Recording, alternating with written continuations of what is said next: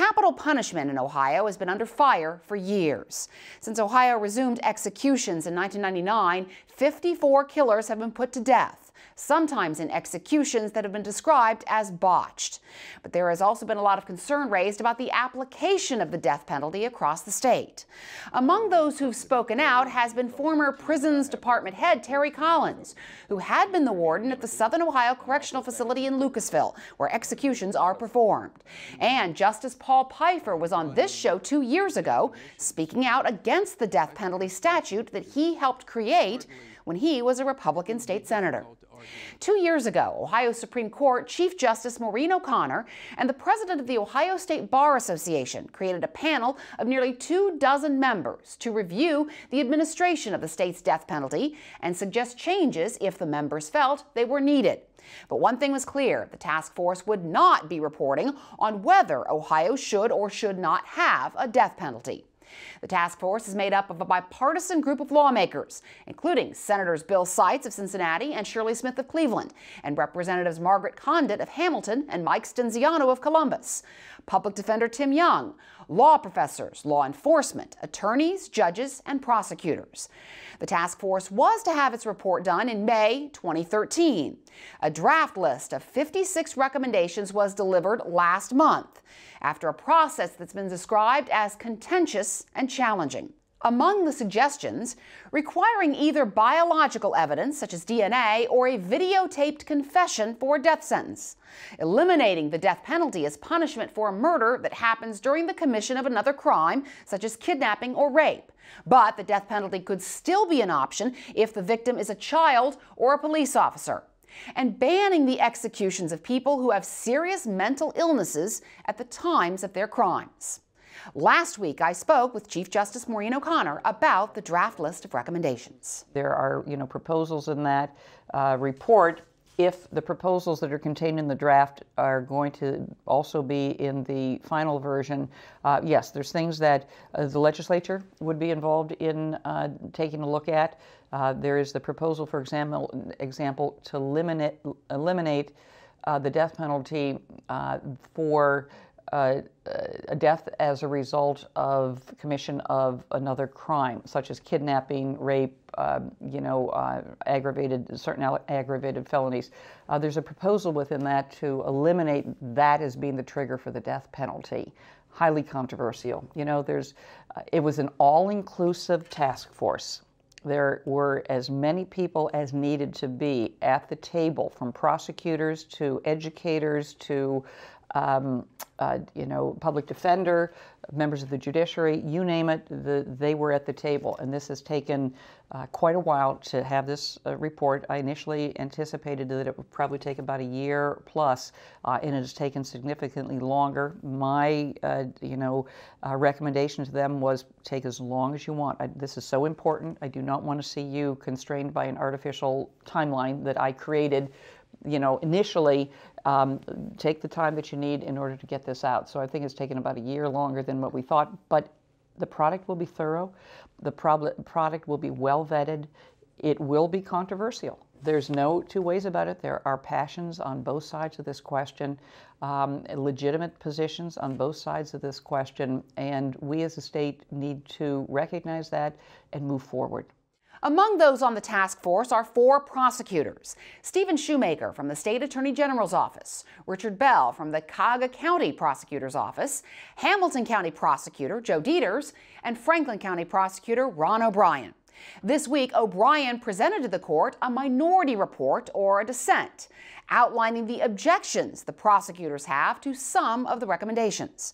I talked with O'Brien about their concerns. Our view in some respect was the Chief Justice, when she asked us to participate in this task force, said first that a moratorium was not on the table, nor was a repeal or abolition of the death penalty part of the group's charter. But many of the recommendations would accomplish just that, including a recommendation that suggests that death penalty specifications that currently under Ohio law are available for kidnapping, rape, aggravated burglary, aggravated arson, and aggravated robbery be repealed. Now that is probably, if you ask the public or any prosecutor to handle these kind of cases, the most serious kind of case you can think of is a rape, kidnapping of a young woman, an armed robbery where there's an execution of the victim at the gas station, the convenience store, or anywhere else. And this task force has recommended that those death penalty specifications be repealed. And at least in our view, that's beyond the charter of the group in the first instance. But secondly, because they're the most heinous kind of crimes that we can think of, that a recommendation to repeal them is not appropriate. In the context of those recommendations, the goal that we were asked to consider as a group was, given that an abolition was not being asked to be reviewed, what could be done to make the imposition of the death penalty in Ohio more fair? And so we presented recommendations. Currently, a death penalty mitigation hearing is all about the defendant. You hear nothing about the victim, nothing about the victim's family, their survivors, the impact the crime has had on others, which, if we're going to have a fair death penalty sentencing process, it seemed to us ought to be part of the equation. And in fact, in the majority of states, it is. There was a recommendation about strengthening the evidence, I guess, that would be presented. For instance, that maybe only biological DNA evidence or a videotape confession would be the kind of thing that would be needed for a death penalty conviction, and you're opposed to that idea. Yeah, that's recommendation 17. And recommendation 17 says in the absence of DNA or other biological evidence or a videotape, not audio tape, but videotape statement, that that the death penalty is not something that could be pursued by the state or recommended by a jury. And certainly, I guess several examples I gave yesterday being the Boston Marathon in Boston on Patriots Day. A year ago, we had terrible bombing. Those people, if that crime was committed in Ohio under that recommendation, could not be tried, and the death penalty could not be sought as it is being sought in federal court in Boston. The other example I gave was Timothy McVeigh, responsible for 168 deaths in the Oklahoma City bombing. Could not, if that crime was committed here in Ohio tomorrow, and this recommendation was in effect, he could not be prosecuted where the death penalty would be sought. And again, in terms of identifying the kinds of most serious crimes the death penalty should apply to, and if we're going to look at fairness, on the premise that there is going to be, and currently is, a death penalty in Ohio, fairness would seem to indicate to those 168 families that the death penalty be something that is chargeable and under consideration by a jury, and simply could not be because there was no DNA evidence that tied Timothy McVeigh to that bombing, nor did he give a videotaped statement. Also, the idea of this disparity, where you've got, you mentioned Joe Dieters in Hamilton County. 43% of those charged in Hamilton County received death sentences. Their death penalty conviction down in Hamilton County is 3 times the state average, 6 times what it is here in Franklin County. How do you address that without going to the recommendation of a statewide panel and still have it so that it doesn't feel like it's a lottery, as I believe Justice Paul Pfeiffer has said, it's a lottery where you're charged kind of gives you odds on whether you're going to be charged with the death penalty or not? Well, I think, again, you have to go back to what the evidence is in each of those cases in Hamilton County and elsewhere, and frankly, back to the jury system itself. The jurors are the ones that hear these cases based on the evidence, and they make a recommendation to the judge. You know, I can think of a few, if any, cases where judges have rejected recommendations by a jury. So unless we're going to say that the jury system is to be abolished, and I don't think anyone favors that, in Ohio, I think you're going to have juries in different parts of the state and different parts of the country looking at that ultimate question, and it's a serious one, and it should be taken serious by everyone in the process. Certainly prosecutors do. So there's a lot of factors that enter into different verdicts that get returned, but again, it should be only on the evidence and only on what the instructions the judge may give. In some cases, though, don't you have a situation where county prosecutors choose not to pursue the death penalty because, not just because of lack of evidence, they don't have the money and the manpower to go through a capital trial because these are intense situations going through a full capital trial? There are some counties that, due to financial resources, when they have a case that appears it could be a death penalty case, hesitate to go forward on that basis. Luckily, the Ohio Attorney General has offered their services, and they will go into a county, and because a decision should not be made on whether or not the death penalty is sought based on the financial resources available in a given county in the state. I think we're all in agreement on that. And actually, I think unanimously the group recommended that there be state funding on both sides, prosecution and defense, for death penalty cases just to avoid that problem, and we were in complete agreement with that. And finally, the whole idea of the death penalty as a tool for prosecutors to use to bargain. How do you think this, if these recommendations, if any of them or all of them were adopted, would that weaken your use of that tool? Would it strengthen it because the death penalty is more of a possibility? How do you feel that it would affect that use of that tool? Well, I don't think prosecutors use it as a tool to force a guilty plea. A case may be indicted periodically as a death penalty case, and all of a sudden it ends up having to be plea bargained down the road. But the times I can think where that has happened here in Franklin County, it's my witness has disappeared, and my case isn't the same on jury trial date as it was when the charging decision was made.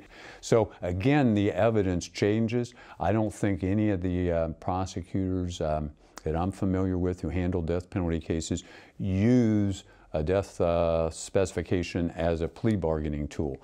Plea bargaining may result because the facts and the evidence have changed from the time of indictment to the time of trial. But as I say, I really don't think any prosecutor I know is using it as a plea bargaining tool. O'Brien says one recommendation he agrees with is a ban on death sentences based on testimony from jailhouse snitches. But he says that doesn't happen because he says that kind of evidence is so suspect that no prosecutor would go for the death penalty based on it. There were opponents of the state's death penalty on the task force as well. For instance, attorney John Paul Ryan. He's the Dayton attorney representing the family of Dennis McGuire, who are suing the state over McGuire's January execution, which surprised even reporters who'd witnessed many executions with its length and with the way McGuire's body appeared to react to the drugs used in that lethal injection. That was the first time in history that an inmate had been put to death with the mixture of the sedative midazolam and the painkiller hydromorphone. Ryan is on the board of Ohioans to Stop Executions.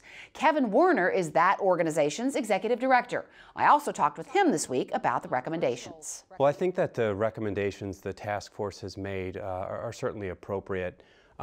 This stems from a 2007 report that found Ohio failed to meet 93% of guidelines to ensure fairness and accuracy in a capital system. So, 56 recommendations that came from the Ohio task force will certainly make the system more fair and more accurate. And when you talk about fairness, the prosecutors seem to have an attitude of that when there is a death penalty case, it's because the evidence is strong. It's not depending necessarily on where you were charged and the race of the victim and that sort of thing. It all depends on the evidence, and that they won't go forward with a capital case unless the evidence supports that. Sure. I'm just going to say, this week Arthur Tyler had a clemency hearing. That's a case from 30 years ago. There really isn't a dispute at this point that there's no real evidence against Mr. Tyler except for the eyewitness testimony of his co-defendant. So for prosecutors to insist that the process is somehow swayed to in favor of the defense is just not accurate. I think that the prosecutors don't like the outcome of this process.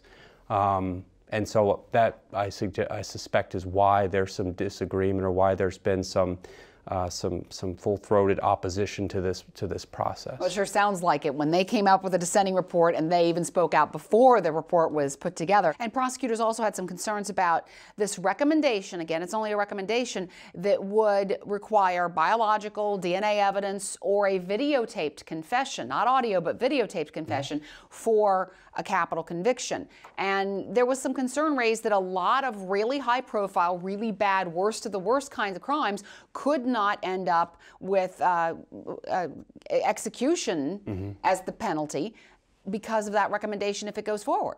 Sure. I think that where we all agreed, where prosecutors and defense attorneys and judges agreed, was they wanted to make the trial the main event.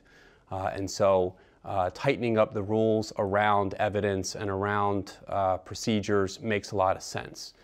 There's one particular task force member who has been saying that you wouldn't be able to indict a terrorist bomber type of case, and that's simply not true.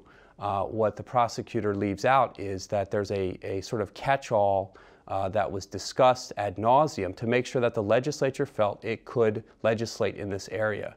And there's a fourth line criteria that says, and any other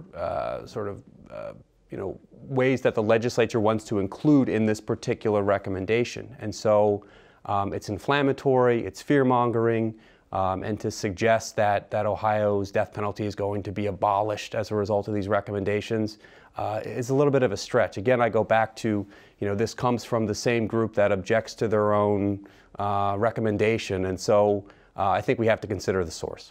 And indeed, that whole idea that the death penalty was not off the table, it was not going to be eliminated, that was made very clear by Chief Justice Maureen O'Connor in the beginning of this process. I imagine, though, that that's a little bit disappointing for you. Well, I think it is disappointing to me and to the organization for which I work. However, Ohio is a state that has a long history of capital punishment. We have executions scheduled 2 years in advance. We know that the death penalty is not leaving Ohio anytime soon. But where we do agree is that if we're going to have the system, then it needs to be fair, it needs to be accurate, it needs to make sure that people like Arthur Tyler are not executed, it needs to account for the 6 innocent men who we freed. And so we recognize this as a way to make the system better, which that's our common ground with prosecutors, with judges, with defense attorneys. We ought to have a system that is free of error, and that's what this process was about. Most lawmakers in the Republican-dominated General Assembly appear to be pro-death penalty. Recent Quinnipiac polls showed that Ohioans, when you ask them about executions, they favor the death penalty 68% to 26%, but when you add in the idea of life in prison, you still have 47% of Ohioans who say they favor the death penalty. Where do you think these recommendations are going to go with those facts in mind?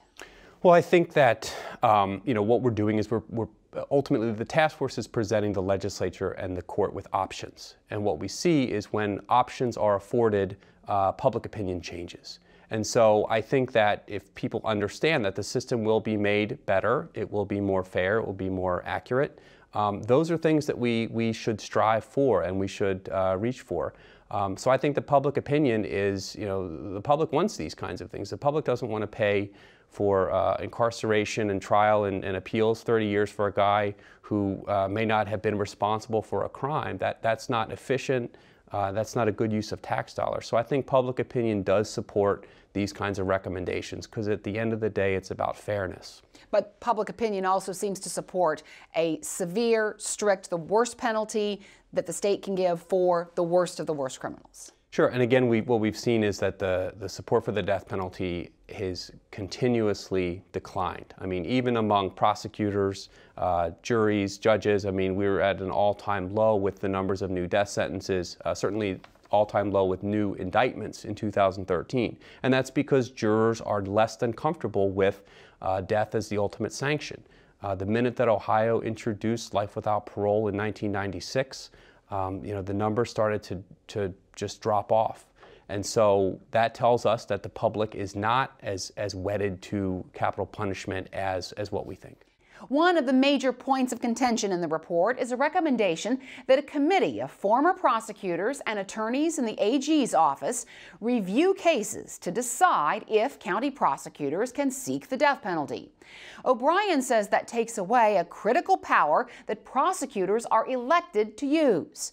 But Werner says those prosecutors should be prepared to shoulder the financial burden of capital trials and the many years of appeals that follow if they want to pursue those cases. The recommendations turned in by the task force, again, are a draft. Chief Justice O'Connor says she expects the final report on the recommendations to come out next month.